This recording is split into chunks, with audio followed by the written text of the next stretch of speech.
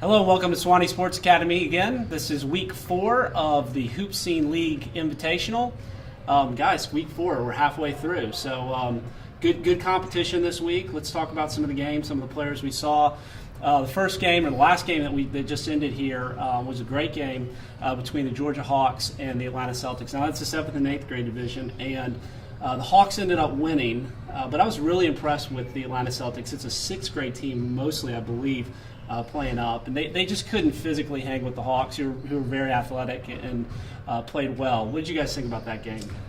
Oh yeah, I mean, it's like you said, the Hawks, I think physically were just a mismatch for the Celtics, and they were led today by Tyler Terry with 16 points, and Brandon Williams had 10 for that squad. And the thing about it with the Celtics, even though they were young, and the coach never allowed them to even think about it like that, you know, and they continued to battle back. You know, Brant Summers actually had 11 points, you know, in the fight, and the Hunter kid had 13, who they were able to stay within the game, and actually the Hawks had to call some timeouts just to make sure they were able to finish with the distance that they had. Yeah, no question that the Celtics played hard all the way through. And they were actually up early in the game. At halftime, the Celtics had to lead in that game. Yeah, but credit the Hawks for finishing the game, and they ended up winning by 10 points, so won pretty easily. Another team we've talked a lot about over the last few weeks has been the North Georgia Elite, and they won today pretty easily over the Georgia Heat.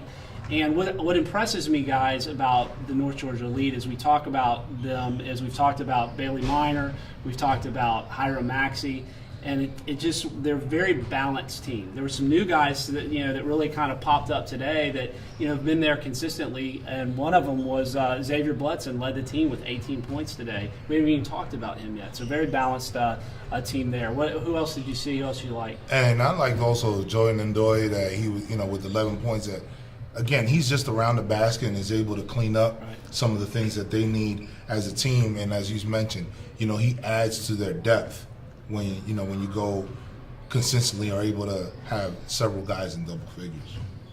Yeah, for the Heat, Brandon Barron, he's another guy we've talked about a couple weeks actually. He's really the leader of that Georgia Heat team. He had 17 today and really carried the load offensively for them. We had a chance to sit down with Adrian Penland this morning, who is the director of the North Georgia Elite, and they have some exciting things going. And that's a Hall County-based team, and watch out, Hall County, because there's a lot of good things coming with the North Georgia Elite. Absolutely. A lot of talent coming from that region. The next game is 3rd and 4th grade division. One of the best games, I think, today in that area was the Georgia Hawks versus the Georgia Heat. And the Georgia Hawks have been strong. They won again. And again, they've got different people, pretty balanced team, a lot of different guys contributing. Mm-hmm. Yeah, today they were led by little Brandon Stottlemyre, Damon's son. Came through for him with 14, and Brooks Calvert had 11. And it was a pretty balanced attack for the Hawks. But it's like so many other games, it's like a different guy stepping up every week for that Hawks team, and they're going to be tough to beat.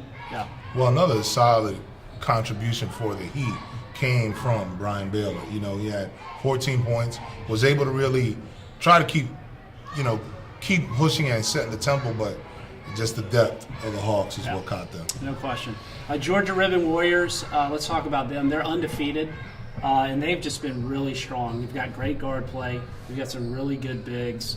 And again, they were strong today. The Atlanta Playmakers, I thought we were going to give them a better match than they did, and Georgia Ribbon Warriors ended up winning 45-30.